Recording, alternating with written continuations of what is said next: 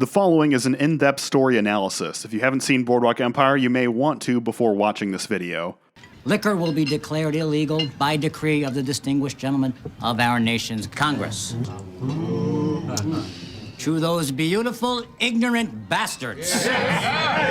It was the dawn of the 2010s, and with Oz, The Wire, and The Sopranos gone, other channels were making moves to dethrone HBO, then the reigning champion of prestige television. For my money, the golden age of television began with the seasons running during the 2007 Writers Guild of America strike, and roughly ended with the finale of Hannibal. And smack dab in the middle of this timeline was Boardwalk Empire, which you may remember as that show I kept seeing the extremely long intro for when I left the TV on after Game of Thrones. Boardwalk was never the breakout hit Game of Thrones was, but the two came from different backgrounds. The source material for Game of Thrones was an irresistible draw, but I doubt many people were familiar with the historical text Boardwalk Empire is inspired by. No, the draw of the pilot is who's at the helm. 3 years before they would create The Wolf of Wall Street together, Terrence Winter and Martin Scorsese joined forces to write and direct the pilot of Boardwalk Empire. And this wasn't just Scorsese owing somebody a favor. He had come to the same realization so many of us had at the time. Television was becoming something as important as film. He was going to be a part of it, and though he'd only be lending his creative touch to episode 1, he was going to bring a lot of ringers on board that would be in for the whole run. This is Boardwalk Empire.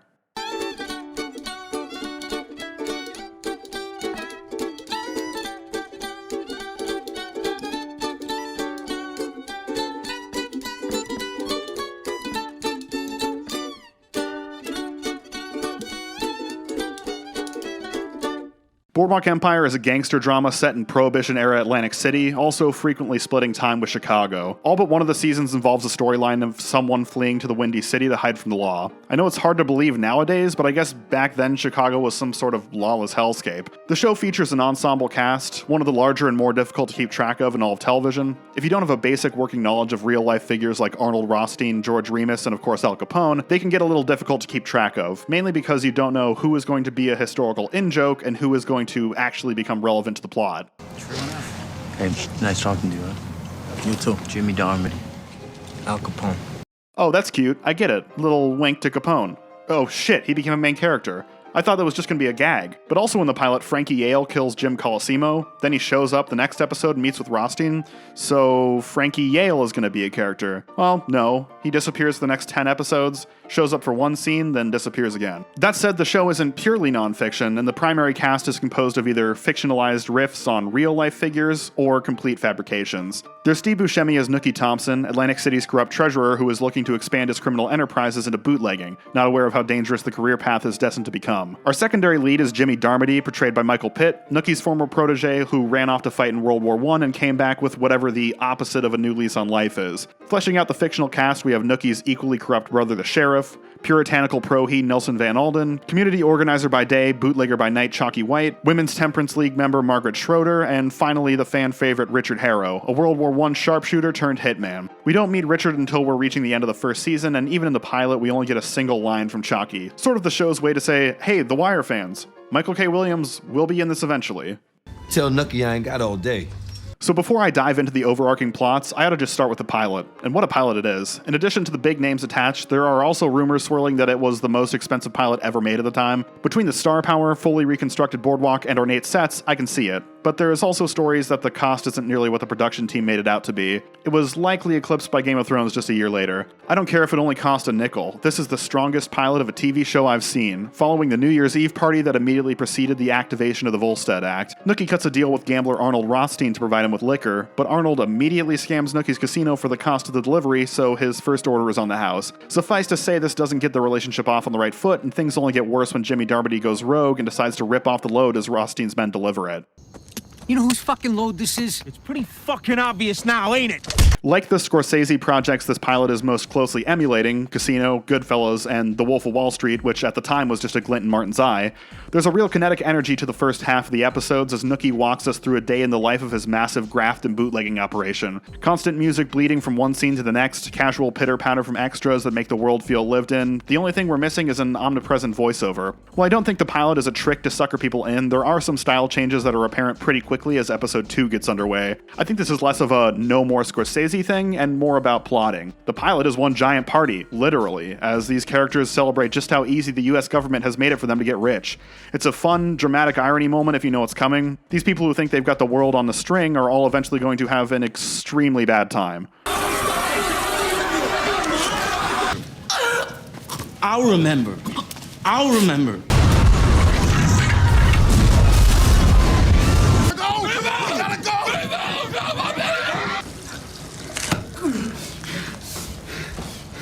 And even if the trauma takes a couple seasons before it really starts to knuckle down and screw with our characters, there's a definite coming down to earth feeling in the second episode. Episode 1 was fast-paced and action-packed as it got the pieces into place, and now it's time to enter a more conventional prestige TV drama atmosphere. By that I mean it's time for dramatic pauses, meaningful lingering looks, character monologues, and entire episodes devoted to themes and forgoing the narrative. As to the symbolism of the show, it could get pretty painfully ham-fisted in the first season. Like the pickle dish in Ethan Frome or the green light in Great Gatsby, it's not exactly gonna go over your fucking head. What Boardwalk does do better than its contemporaries is character monologues. If you've watched any drama show, you know exactly what I'm talking about. When a character will tell an anecdote about some formative event in their life, either to inform the audience on the way their worldview is shaped, or to sympathize with, inspire, or threaten another character in-universe. Shows that use them sparingly tend to use them the most effectively, likely because the shows in question have driving enough plots that you really get the chance to savor it when it slows down.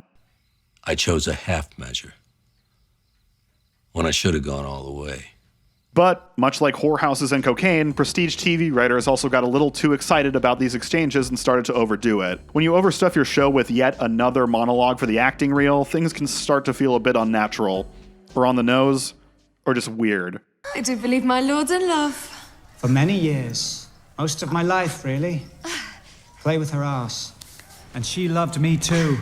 And it can even get to the point where it feels like the show is stalling for time. The most famous example of that actually being the case was the first season of Game of Thrones. Almost every episode came in roughly 10 minutes short after the first edit, so Weiss and Benioff had to conjure up 100 pages of dialogue-only scenes that could be shot in a soundstage in 2 weeks. Considering those little scenes were still notably better than what the show would become, maybe they just work better under pressure. Boardwalk Empire has the art of the monologue perfected, using them to flesh out characters we're invested in rather than as an early tool to tell us everything we need to know. And they're all punctuated with a single line that's just, chef's kiss.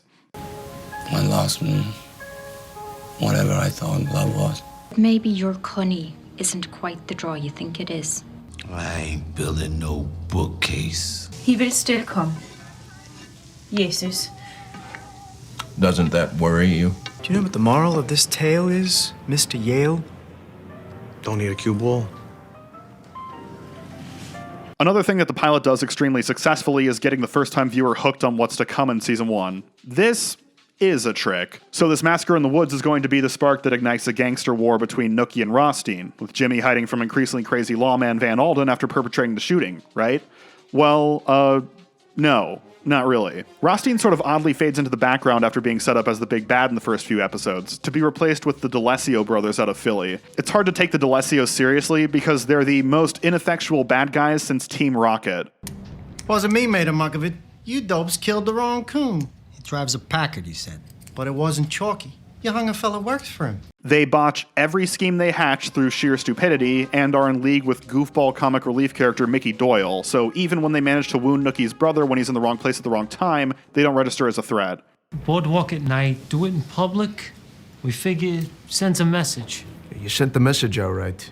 That you're idiots. But Season 1 isn't really about a big bad guy, or a gang war, or any sort of overarching plotline in general, save for, I guess, Margaret's transformation from Temperance League member to Nookie's kept woman. Season 1 is an early Prohibition-era slice-of-life show. It dips its toes into class, law enforcement, assassinations, criminal conspiracies, race relations, entertainment, election rigging, without really marrying itself to exploring any one of those themes in depth. It's all one big 1920s charcuterie board. The first season is much more of a year-in-the-life show than an overarching narrative, with as many party episodes as a later season of The Office. New Year's party, Nookie's birthday, St. Patrick's Day, election night. But there's no real payoff where all the disparate character threads come together. The idiot D'Alessio brothers getting rolled up and smoked while Arnold Rothstein and Nookie decide to let bygones be bygones isn't exactly a grand payoff.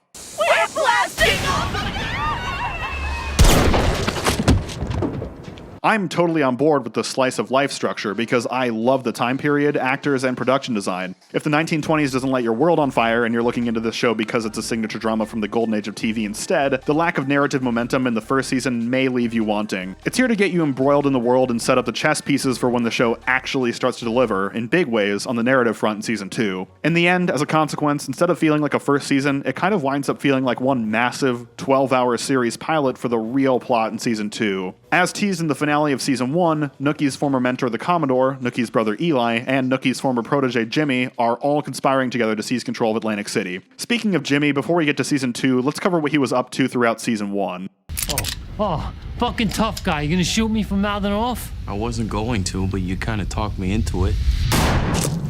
In stark contrast to the opulence of Nookie's life and the distance from the dirty work his political position affords him, Jimmy's plotlines consistently make you want to take a shower. He fits the Byronic hero archetype to a T. The Byronic hero is lonely, melancholy, of fine natural physique which has become in some way ravaged, of similarly fine but ravaged countenance, dark and brooding in expression, of a cold or cynical veneer, above all enigmatic, in possession of a sinister secret. And boy does Jimmy have a sinister secret. The brooding misery that emanates from Jimmy, the way he poisons the lives of everyone he comes into contact with the exception of Al Capone, who has historical destiny on his side, could leave viewers cold to the character, but Michael Pitt's performance and the writing really sell it. Yeah, I believe this guy has seen some shit. He's totally checked out, with an obvious death wish that he didn't leave behind in the trench, which makes it a bit odd sometimes when you find something he does care about. So for the first few episodes, it's like dead bedrooms with his college sweetheart, despite having just got back a month ago. Then he goes on the run after he's named as the perpetrator of the Woods Massacre, and the next time we see him, he's shacked up with a prostitute. We get exactly one single scene of him chatting with her, then when a rival mobster slashes her face,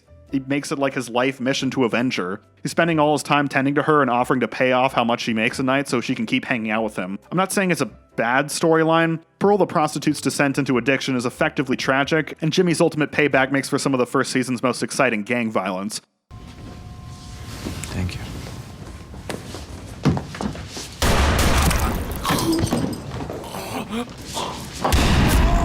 Not to sound cold though, but like, come on, dude. The veteran with a troubled past even before the war, who went over the top over and over in the trenches because he just wanted to die, you really fell in love with the first prostitute you found? Simp. It's a good thing they didn't have Twitch back in 1921, or all that hijacking money from the pilot would have gone to fucking Pokimane.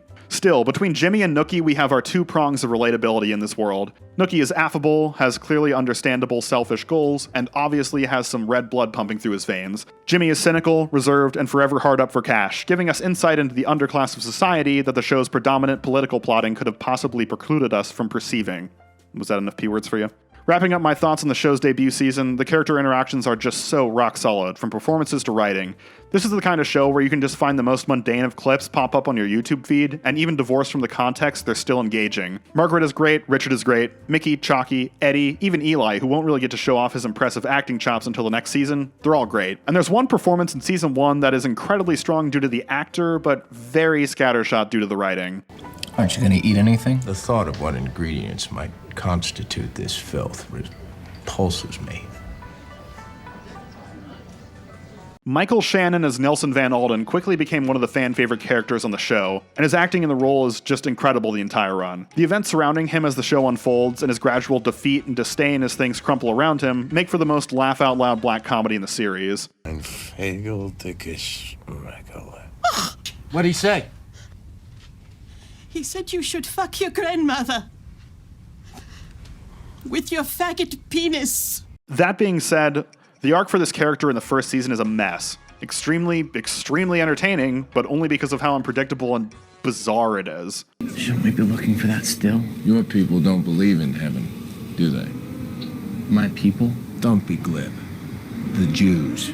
So, yeah. A mess in a super fun way, but I stand by it, it's a mess. I get the story the writers were going for. Puritanical Christian pro, he goes to Atlantic City to weed out corruption, but he's even more despicable than the corrupt people he chases deep down, and succumbs to his baser instincts in his pursuit of justice. It's a cliche villain role, but fine. But the weird elements of it are just unrelenting. In the pilot, he attempts to recruit Jimmy Darmody to be a mole, invoking God's righteousness and assuming Jimmy is a devout Christian in his effort to do so. When you first see this, it's like, okay, this was a period in history where many, many more people were devout Christians. Maybe this was actually a valid strategy back then. But the more we see of other people in the Bureau as the show goes on, you realize, no, Van Alden was just being crazy. He tortures a witness, he becomes obsessed with Margaret because she's tied to Nookie, he self-flagellates as redemption for lusting after her, but also seems to just like doing so. Then he randomly shows her the picture he has from her file and tells her he looks at it at night. That's like the 1921 equivalent of liking a 10-year-old bikini photo on Facebook. Then he drowns his partner in front of dozens of people on suspicion he's corrupt before getting liquored up for the first time in his life and immediately betting a showgirl, knocking her up.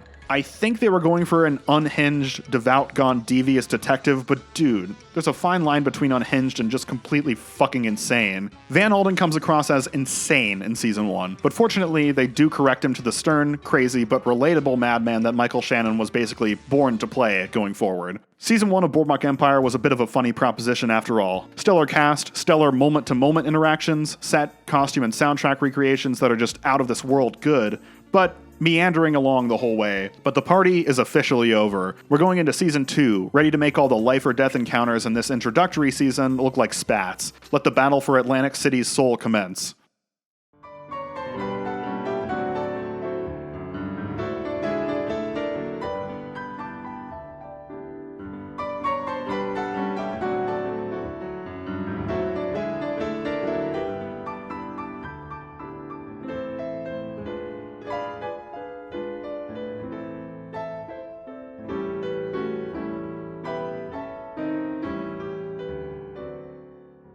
Right off the bat, Jimmy and his long-absent kid diddler father, the Commodore, set their scheme to unseat Nookie in motion. The plan is so effective and goes into motion so quickly that Nookie is already being shuffled off to a cell by the end of the season premiere.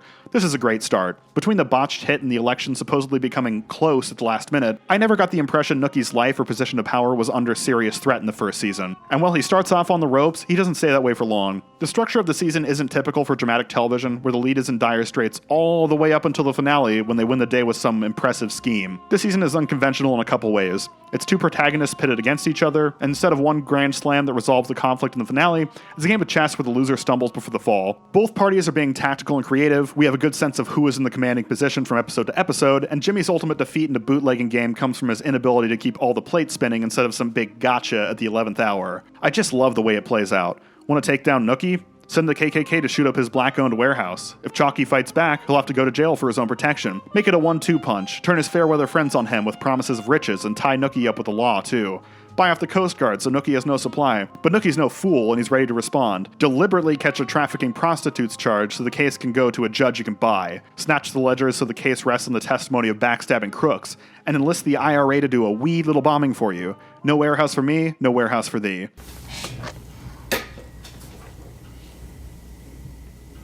Someone's going out of business.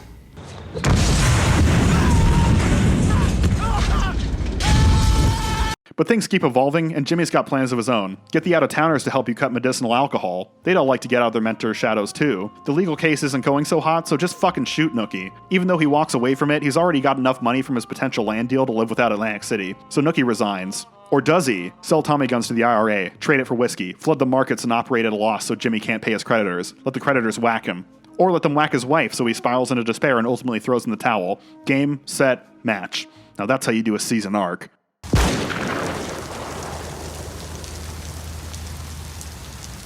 At the same time as the show plays out like a battle of wits, there are unexpected flies in the ointment that keep you on your toes. The most unexpected being the Commodore's stroke right as he's starting to reach the height of his power as a baddie, thrusting Jimmy into the pseudo-main antagonist role.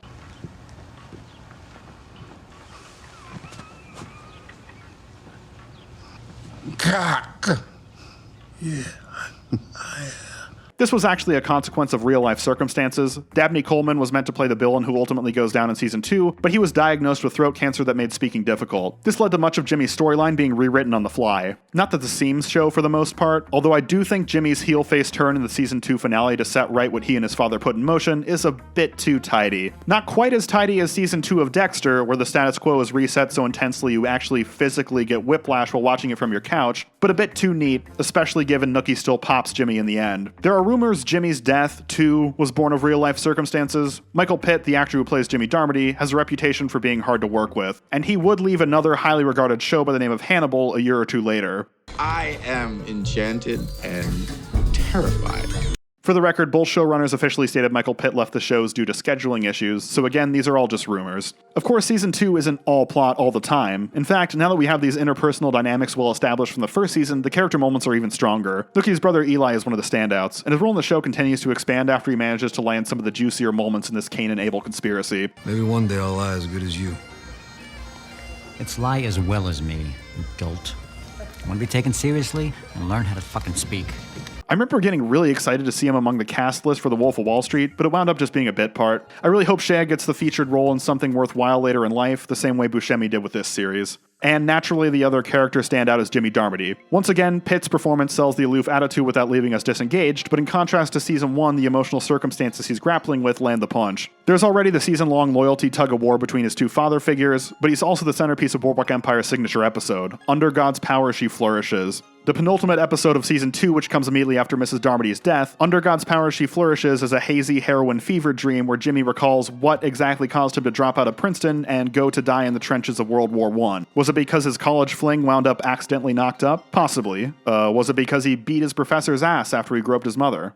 Perhaps. But then we learn the real cause. Jimmy and his mother, who gave birth to him at the age of 12 as the product of rape, had drunken sex with each other when she visited him at Princeton. Oh my god. Jimmy and his mom had sex? I came out of nowhere. Did it? I missed you, I do. You know, when Jimmy was a baby, and I would change his diaper, I used to kiss his little winky. It's an incredibly shocking moment, and out of context, you might read it as being pure shock value. That's kind of the case with the brother-sister incest in Game of Thrones, after all. But there's something more disturbingly real about this form of incest. It mirrors real-life incidents as it's derived from the trauma Jimmy's mother suffered from his conception, as opposed to a high-fantasy preserve-the-bloodline scheme. We then flash back to the present, where Jimmy's mother casually mentions that his son won't even remember the mother in a few months, and Jimmy just snaps. The Commodore musters all his strength to save his child bride baby mama, so Jimmy pulls down the curtain. Then finish it, goddamn you. Finish it! So edible. The episode ends with the mom acting like nothing happened while a strung-out Jimmy watches her ascend the stairs, knowing that there's absolutely no coming back from what he's done. I've ruined it. I've ruined my life. You only get one life, and I've ruined mine. In the ultimate painful capper, the pick-me-up song Make Believe chimes in over the credits. Of all the times Boardwalk Empire juxtaposed chipper 1920s standards with horrific events, this was the most devastating. Much like the film In Bruges, I find a way to connect with Jimmy's extreme feelings of regret despite not sharing even remotely similar circumstances. I've never accidentally shot a child or drunkenly hooked up with my mother, but I'm sure a lot of us have events in our past we feel are irredeemable. Both these stories expertly capture the essence of that feeling in a cathartic way. As I said earlier, Jimmy's plot lines really just make you want to take a shower. This is the penultimate episode, and there is a palpable, so where do we go from here feeling. So Jimmy helps Nookie out of his legal troubles, then goes willingly to face the music. Sorry. It's hard for me to go in-depth about the nuances of this season because honestly I just want to beam about it. It's one of the best seasons of television I've ever seen. That being said, there is one minor strength of Season 2, and the show in general, that I figured I'd go out of my way to commend. When you're doing a period piece and presenting things like the KKK,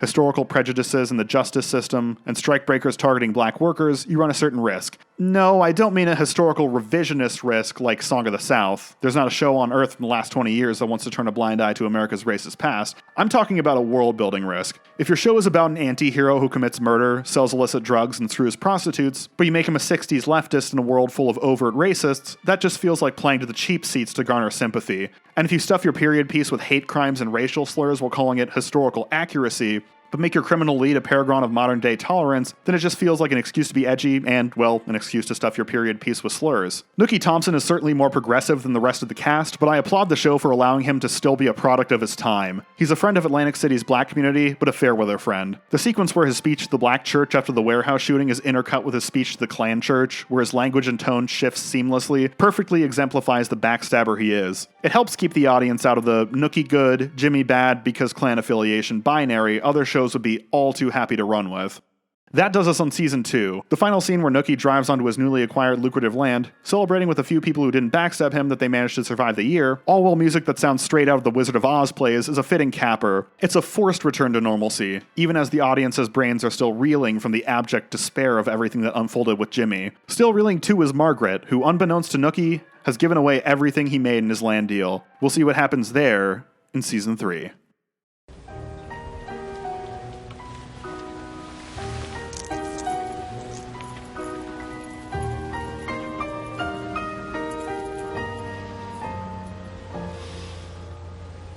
Season 3 of Boardwalk Empire is what I think most people imagine when they hear there's a TV show about 1920s-era gangsters. While Season 1 was a slice-of-life period piece and Season 2 was this character-focused battle of wits between mentor and protege, Season 3 is about an all-out gang war when violent mobster Gyp Rossetti comes to town. You smug kike midget. Creeping around like a fucking dentist with the ether. Why don't you watch your fucking stuff? Why don't you go sit in the corner, short pants?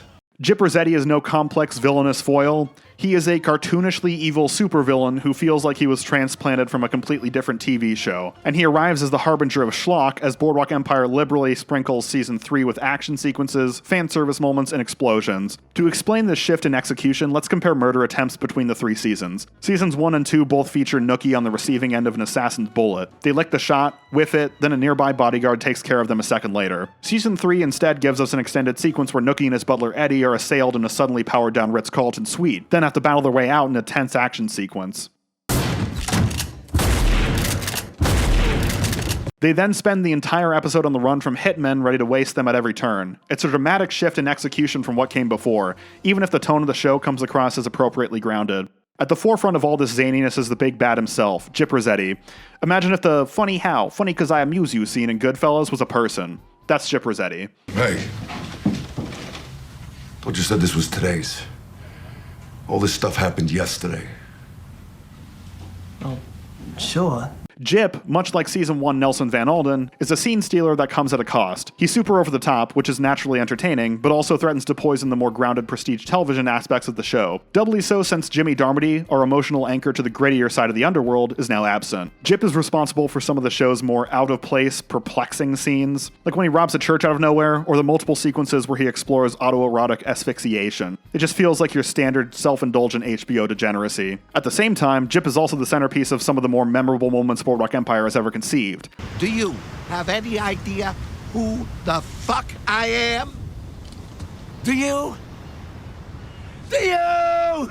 And the character himself is so shamelessly unhinged that it lends plausibility to his ridiculous scheme of occupying a small town in New Jersey with gangsters like an invading military so he can block Nookie's supply routes. Barbers cut hair. Librarians keep checking out books because it's very important to read. What happens when Bible camp opens? Bible camp's canceled, and I'm not really doing questions and answers right now, dear. Suffice to say, he can be a bit divisive as a character, but I am 100% feeling it almost any time he's on screen. He's also such a clear-cut villain that it enables a lot of fan service moments, even if only by proxy. Nelson Van Alden has been in hiding on the lam as an iron salesman after a fairly bizarre baby mama plotline in Season 2. And what a highlight his Coen Brothers-esque journey toward the mob world is. After 2 seasons of a great performance that was adrift narratively, Van Alden finally gets the story arc he deserves. We even get to see him go all Darkman at the carnival on his asshole work acquaintances. If you screw as poorly as you pitch, you really should be selling dildos because your wife could use them. Whenever there's a bunch of rapid close-ups of people laughing at someone in any medium, you know some shit's about to go down. George, be reasonable.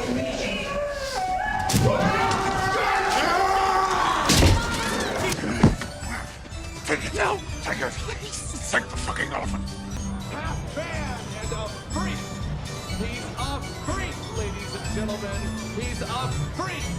But that's not all in the fan service front. Al Capone comes to town out of nowhere at the 11th hour to team up with Nookie and let the bloodletting begin. And then you and me sit down, and we talk about who dies. And last but not least, after 2 seasons of Richard Harrow the half-faced assassin barely assassinating anybody, we finally get to what could only be described as the Boardwalk Empire money shot with an extended sequence where he guns down 11 armed gangsters in a violent mansion siege.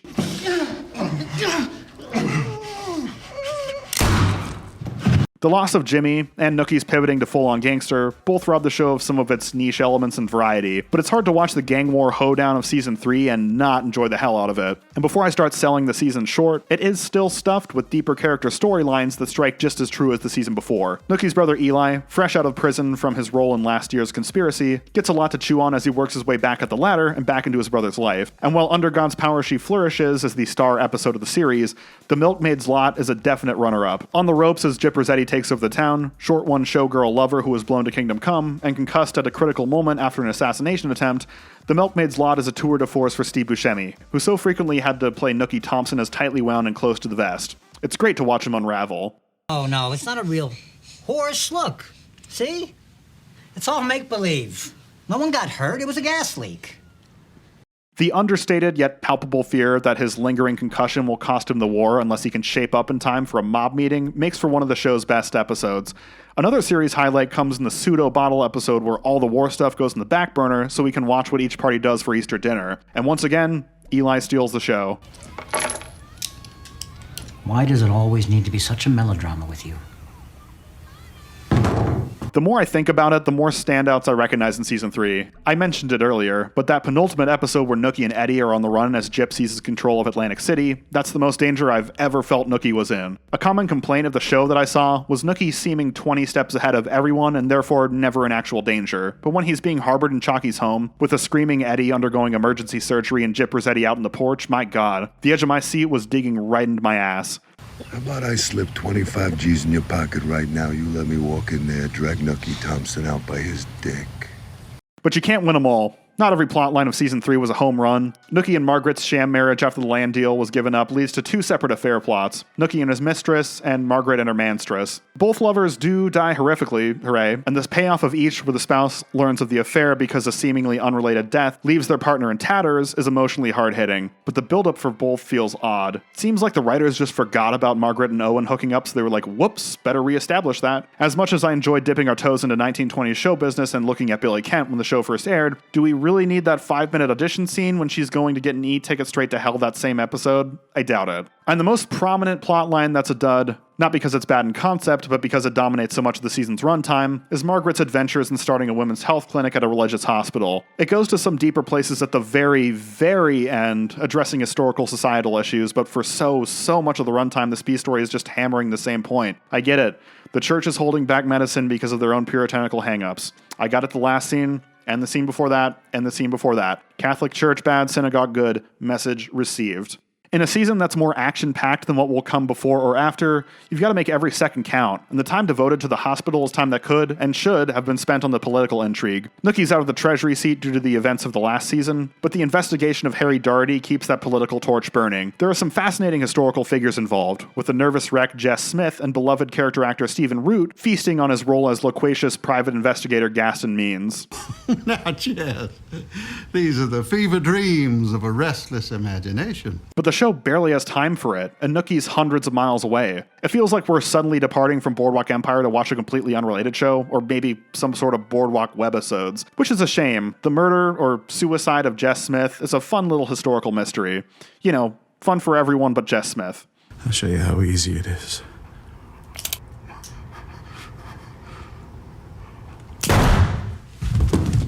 Despite things being all guns, booze, whores, and heroin, we do end on a more somber note than the last two seasons, surprisingly. Margaret finally cuts ties with Nookie, and in his fight for survival, Nookie has lost all his political allies and most of his bootlegger allies. Walking out on the boardwalk and ditching his signature schmoozing carnation, a lot of Jimmy's famous quotes are conjured to mind. You can't be half a gangster, and all you have to worry about is when you run out of booze and you run out of company. All that came to pass in Season 3, which leaves us with the question, what happens to Nookie next? Oh, he fucks off to Florida for a whole season and basically becomes a supporting character. But that's okay, because Season 4 is all about everybody else. Here's the thing I'd like to know, why the whole world doesn't go to live in Florida. My Florida, I'm coming back to you.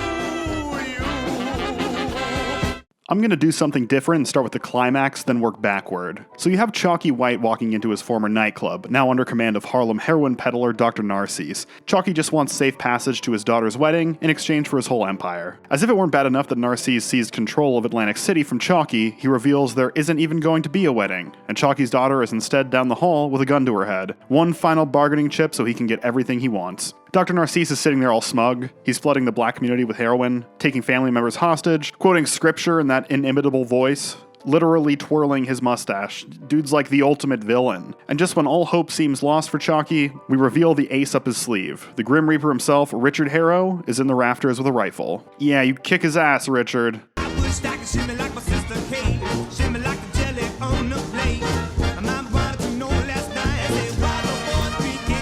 But Richard's been out of the game. He's shook. Your heart races as you're just begging the TV to show Richard blowing away Narcisse. It's all the makings of an exhilarating finale, but Boardwalk does you one better in the cruelest of ways. Richard misses the shot. Tell me.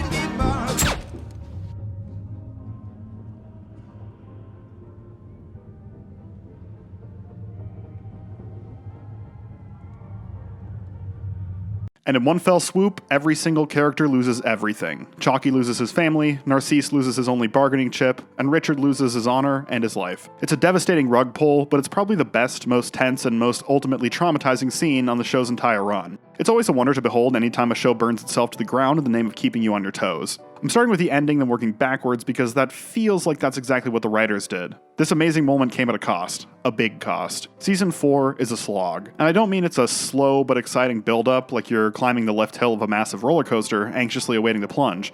I mean Season 4 just wastes your time. With Nookie on the sidelines after his showdown with Rossetti, Boardwalk Empire made the decision to steer into the ensemble cast skid and make this season about the fan-favorite characters.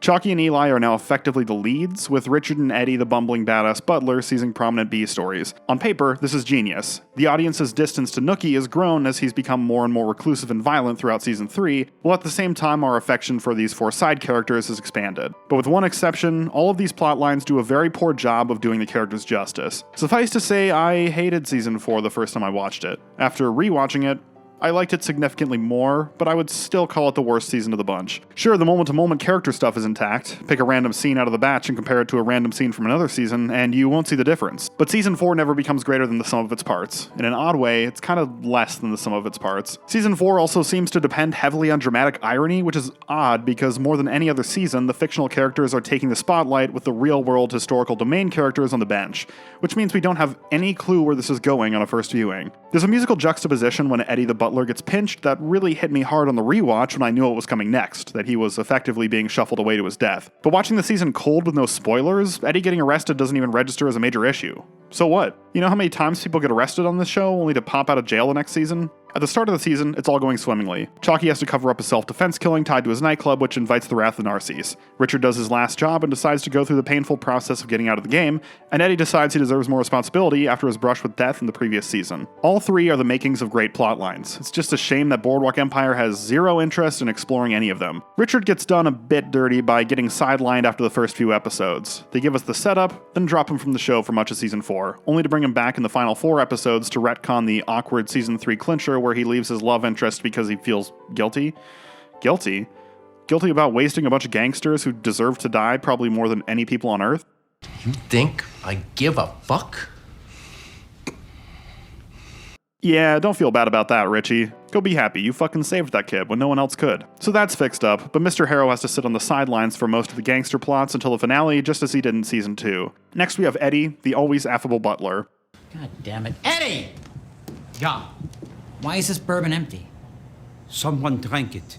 After catching a bullet protecting Nookie, he seems shell-shocked and unable to even go about his daily duties, but rather than being put out to pasture, Eddie steps up to demand more responsibility in the bootlegging side of his operation. We get a fun, lighthearted episode where Eddie goes out on the town with one of the Capone brothers, then the following episode he gets hauled in for interrogation and cracks under the pressure when they reveal they have dirt on him. He has kids back in Germany, and a wife, who he cheated on, and he ran away with a mistress to America, and he stole a bunch of money. Wow, Eddie is really sweating. It's too bad this moment completely doesn't land because there was never any indication before the scene that any of this backstory stuff happened. But okay, maybe we're going to get to explore this angle now. Make Eddie more than just the goofy, he kills himself at the end of the episode. So much for that intrigue. And at that point, we're through 5 of the season's 12 episodes. Richard has vanished for 2 episodes, Eddie's a deadie, Nookie's Florida deal looked like they would have some kind of complications because of a murder, but no, it never does. Somebody help me out here. What's the plot? We're almost halfway done with Season 4, and everything you set up went nowhere. I know Jeffrey Wright as Dr. Narcisse is supposed to be the bad guy because of the promotional material. What shall we do, Mr. Thompson? What shall we do? But he's not exactly making moves against Chalky the same way Gyp Rossetti did to Nookie. He's just hanging around town, peddling some dope, putting on plays. Is he really even so much of a villain in the first half of the season when half the cast is pushing dope too? I mean, he's got that sinister voice. Howard Corder came back with a little tweak to a side scene, and the line was, "The Negro in question." I read that, and I just laughed out loud. And I guess he doesn't believe women. In his first episode, that one woman tells him she was raped and he has her killed. I was raped. No doubt. And yet this is a tale I've heard one time too many. But he was right. She was lying. We saw it. And then, in the middle of the season, Narcisse goes on the back burner too. His heroin business is expanding with the aid of love-to-hate henchman Don Pernsley, but Narcisse is barely around for it, and Chalky's not around to try and stop it. Where is Chalky? Well, I said they did Richard dirty this season, and I said they did Eddie dirty, but Chalky White gets done the absolute dirtiest of all. All through season 3, they were laying the groundwork to have Chalky open up his own club, the first black-owned club on the Boardwalk. The amount of things that you can do with this setup exploring the history of 1920s show business is practically endless. It's a premise good enough to warrant a whole spin-off show. What does season 4 of Boardwalk Empire do with it? Episode 1, we get the weird cuck fetish murder scene with a music promoter for our daily dose of lovely, stupid HBO degeneracy. Then Narcisse rolls into town with hot new act daughter Maitland on his arm in a honeypot so obvious there should be alarm bells and sirens going off the first time Chalky meets her. Then married, devoted family man Chalky spends the entire season uncharacteristically falling for the honeypot hook, line, and sinker. Chalky has ascended to the most prominent character in season 4, effectively becoming the lead, and the ultimate tragedy is that he spends his year in the limelight looking like an absolute chump. I mean, Lucky Luciano had a honeypot plotline in season 1. It wasn't because the writers wanted to make him look like a suave James Bond figure, though. Oh, fuck! I wasn't sure if you took cream. It's not there, dear. It was because he was stupid. At least at the end of the day, Chalky gets daughter to go Starscream and she flips to his side. Narcisse steps up to the table and becomes a much nastier big bad, and Chalky has to go on the run and hide out with his former mentor, which winds up being yet another opportunity to explore a character's past that is rushed and wasted. You stay here. Build something up. 5 minutes later. Then we get to the big showdown. Give me back daughter Maitland, or I waste your daughter in this club. Richard takes the shot, the rest is history. The writers try to get Nookie embroiled in this conflict too, right at the very end, when he gets strong-armed into allowing Narcisse to ship heroin on his trucks. But it really does feel like an afterthought where the writers realized, oh shit, we never set up why Richard would help Chalky, but we have a reason for him to help Nookie. Come up with a reason for Nookie to enlist Richard. We have this really great final scene in mind in the nightclub, and if getting everyone there is a little contrived, so be it. Nookie's involvement feels superfluous, especially because he already shared a big finale moment with his brother Eli. Ah yes, and now we get to the Eli plot. I've espoused my love for the character before, and his year in the limelight in season 4 is actually good. I won't spend too much time on it. Eli's oldest son goes to college, accidentally kills a student when he spikes the kid's drink with a laxative, and then secondary antagonist Agent Knox puts the squeeze on Eli to get Rothstein, Masseria, and Nookie in a room together for one big bust. If Eli doesn't get the whole operation locked up, his son will have to face the music. Eli wrestling with having to betray his brother, again, is much meatier than the rest of what's on offer this season. And it's introduced in a perfect black comedy scene where the agents first approach Eli at a restaurant and he refuses to scoot across the booth like a child. Would you mind sliding over? Go fuck yourself. We'd like you to slide over. Stop that. Unlike the other seeming attempts at dramatic irony this season that don't get any mileage on a first viewing, the dramatic irony in this storyline actually works. All these historical figures who never wound up in prison are in the mix. We know Eli isn't going to pull this sting off. And unlike Narcisse, who doesn't show his power levels until well into the season's run, Agent Knox's growing ruthlessness and insanity is peppered amusingly throughout, building expertly to the crescendo when he petulantly announces he's going to send Eli's son to be raped in prison. Eli, I guess you could say, takes issue with that. Last I heard, he was very popular with the other inmates. I will fucking kill you, you son of a... Are you threatening a federal agent? I don't know what you are. I'll tell you what I am. I'm a man who's gonna fucking kill you! The nightclub assassination scene will always be the best part of the finale, but this knockdown, drag-out fight gets the silver medal. It really just feels like two dudes who want to beat each other to death, beating each other to death. Great, brutal stuff. That's all I've got on season 4. Chalky winds up on the run, Eli winds up on the run, joining Van Alden in Chicago. Oh, I almost forgot. Jimmy's mother winds up in jail after her Harlequin romance plotline turned out to be an elaborate scheme to socially engineer a murder confession. Yeah, you got me with another twist, season 4. Good for you. On this outright downer ending, we say goodbye to the Roaring Twenties. I'll catch you all after the time skip to 1931 with season 5.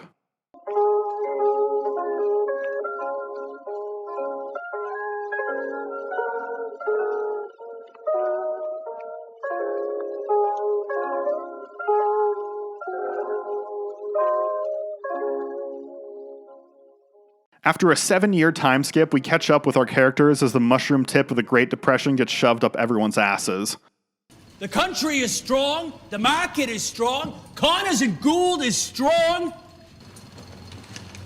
Oh, no, everything's gonna work out fine.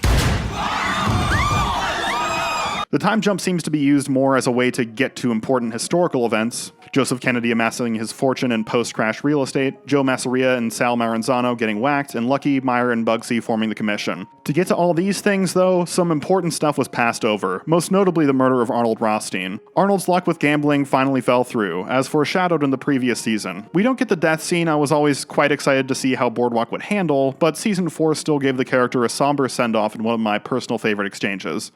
First time I ever played craps, I won $32. I was 9 years old. Lucky little boy. Yes. Or at least I used to think so. We also miss out on the completely bizarre tale of what happened to George Remus after his arrest. It's fascinating, but this video is already getting really, really long, so I'll save that bedtime story for another day.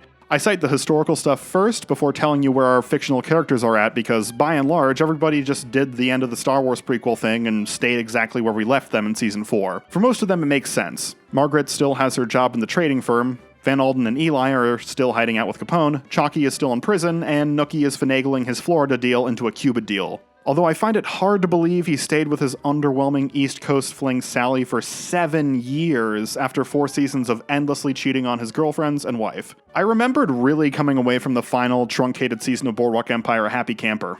I even referred to it as God tier in my 30 Rock video. Rewatching it now, I can confirm the final 3 episodes leave a good taste in your mouth, but the show struggles to capture your investment in the first half. In contrast to what came before, every plotline is pretty much self-contained, and with all the deaths and arrests over the last 4 seasons, the world just feels kind of empty. Yet still, Boardwalk goes about diligently introducing us to new characters and historical figures, almost like they're blissfully unaware they're going to be off the air for good in a few short hours. The headliner showdown of Season 5 is Nookie versus Meyer Lansky and Lucky Luciano, characters that have been kicking around in the background since the very beginning. It's a bit of an odd spat, one that seems born of historical necessity and not exactly because it's the most logical or compelling given where we last left these characters. Meyer and Lucky are looking to do away with the old bosses and set up the commission, meaning racial divides and personal egos will not be a factor in mob decisions going forward. This leads to Maranzano, Narcisse, and Masseria getting iced, but why does Nookie need to get a bullet kicked in him while Torrio doesn't? I don't remember Nookie causing anybody any headaches if they didn't come at him first. Sure, he put a gun to Meyer's head twice, but both times it was because Meyer was fucking him over. The better question is why do they want,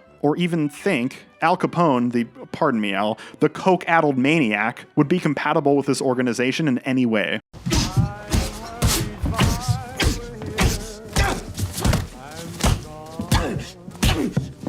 So yeah, the motivation between the Nookie v. Lucky assassination exchanges is shaky compared to the meatier, more practical stuff that came in the seasons prior, and the plot ultimately boils down to a hostage exchange that Nookie's nephew royally screws up.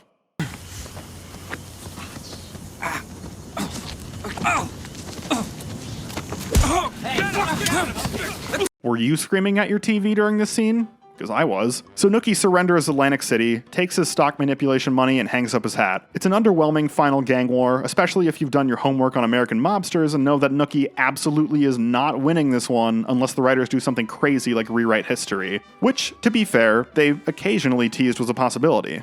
Vinny Piazza and, Stephen Graham would say, well, you can't kill me, I'm Al Capone, I'm Lucky Luciano. And I said, until we do the episode where we reveal that you're actually an imposter, and the real Al Capone comes in, and then I kind of was met with these blank looks. And this is the closest the show ever came to convincing me something ahistorical was going to happen. When that lady walks up to Nookie on the boardwalk and says she's from the future, I started getting the same vibes I got during the Community episode where they learned Greendale never existed, and they've been in a mental institution this whole time.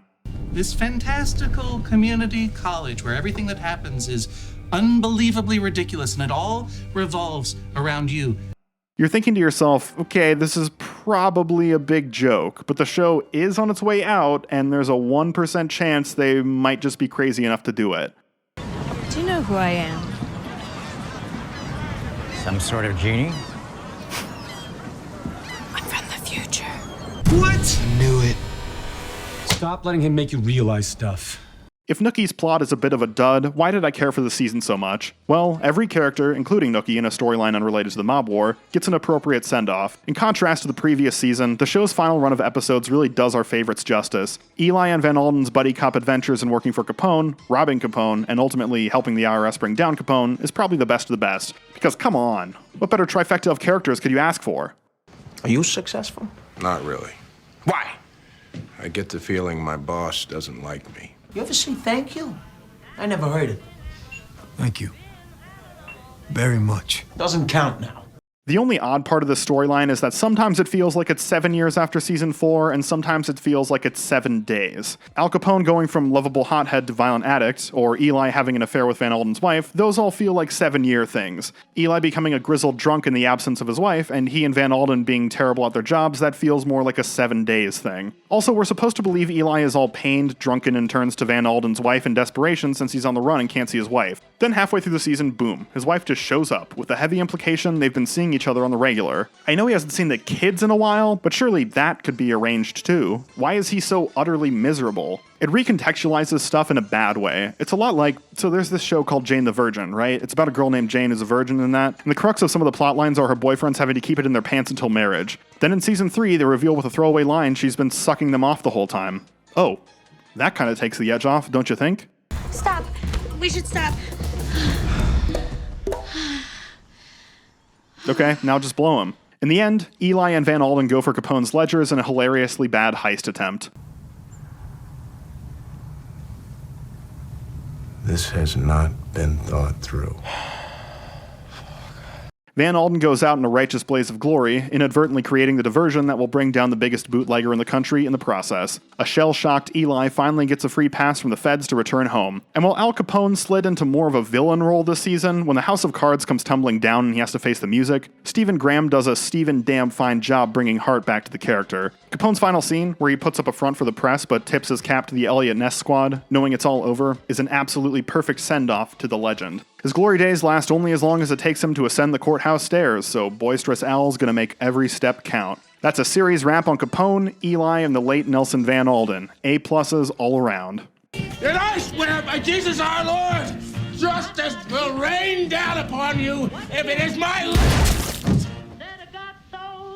The character who needs the most course correction after last season is Chalky, who is in the worst spot of anyone as the season begins. Escaping a chain gang with a schizophrenic inmate unwantedly tagging along, he's on a Breaking Bad-esque Felina journey to set things right before cashing out. Ultimately, he visits daughter Maitland, offering his life in exchange for Narcisse finally letting her free to pursue her own musical career.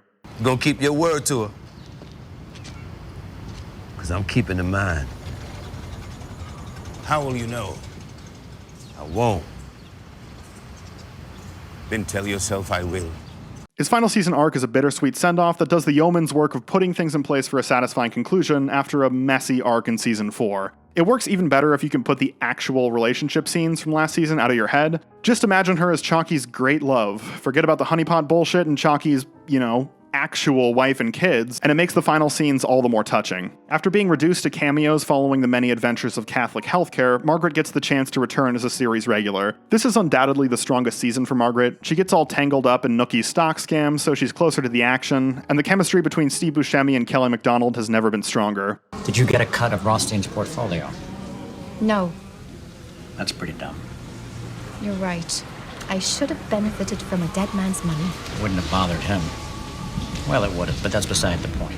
In the series finale, the actor who voiced Randall Boggs and the actress who voiced Princess Merida share a final dance together. I'll let that mental image linger in your head for just a bit. Okay, now we can keep talking about the scene. It was the last scene shot during the production of the series, and it really feels like a goodbye, even as the characters are flirting with the idea of cohabitating again. They know as well as the audience it isn't to be. I love, love, love this scene. I asked my fiancée if we could make the song in the background of the scene our first dance at our wedding, but she said no. And that I'm an idiot. Am I supposed to say I'm sorry? He's got no Atlantic City and he's got no Margaret, but we know he's got his money. How does the saga of Nookie Thompson end? Well, To get to the end, we gotta go back to the beginning. Shunting us back to the late 1800s, each episode of the final season is peppered with flashbacks to Nookie's childhood, tutelage under the Commodore, promotion from deputy to sheriff, an eventual moral event Horizon moment as he pimps out an underage Jillian Darmody. Boardwalk Hood was hit or miss. We know everything that happens, so there's no surprises, and the early flashbacks can't help but feel like a time waster. But when things come to a head and tie in with the final scene, they feel meaningful. Who settles Nookie's hash in the end? Tommy Darmody.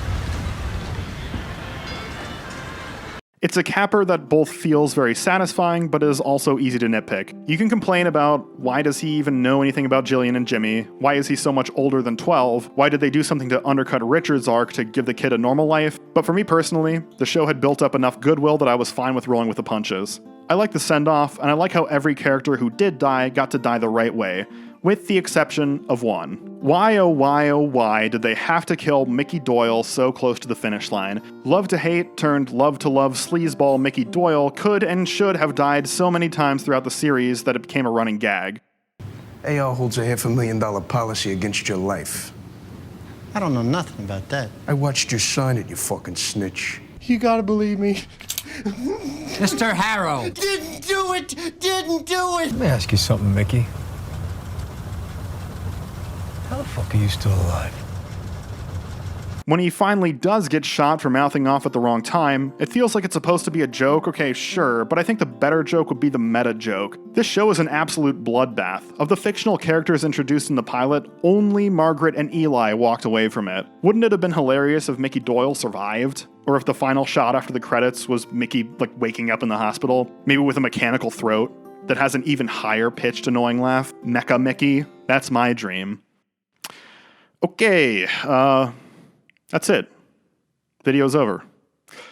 Actually, you know what? Screw it. I've still got time. I'll tell you the big thing that didn't make the show, and one I mentioned earlier. Here's what happened to George Remus. In 1925, George Remus was convicted of several thousand violations of the Volstead Act and sent away to the Atlanta Federal Penitentiary. This happened on the show, but what happened after? Well, in prison, George Remus made a friend. This friend wasn't actually his friend, but rather an undercover prohibition agent looking for dirt. Learning that Remus's wife had control over his vast bootlegging estate in a very do-you-trust-your-wife, Shawshankian legal scheme, the prohibition agent said to himself, that's a good thing to know. Did he tell his bosses this information? No. The agent quit his job, found Mrs. Remus, seduced her, and then they decided to screw over her husband together. Running away with his millions of dollars, they left Remus with nothing more than $100 and a contract killer on his way to murder him. The contract killer, noticing that the couple who hired him seemed to stab people in the back, instead informed Remus of the plot. Between the affair and the contract killer, surely Remus is going to have a field day in divorce court, right? Well, Remus's wife would sadly never make it there. In 1927, fresh out of prison, Remus saw his wife driving on the road and instructed his driver to kindly run her off the road. Presumably angling for a big Christmas bonus, the driver agreed, criminally running Remus's wife off the road into Eden Park. Remus then got out of the car and shot her to death. Now, Remus was a lawyer and a smooth operator, so surely he did this under cover of night.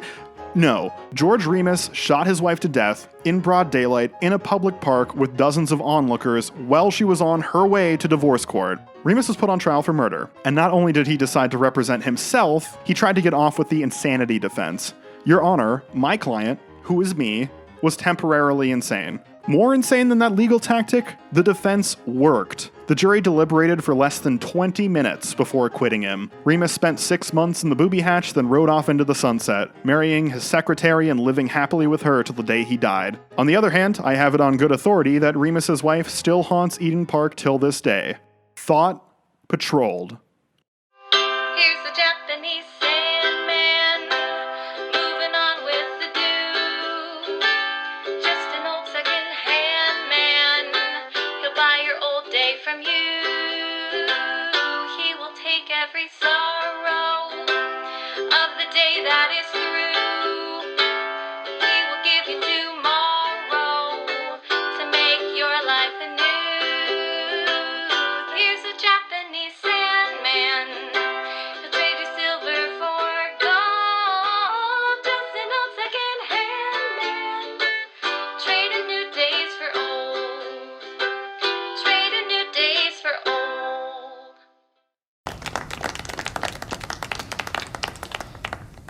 I didn't understand a word of that. But very beautiful.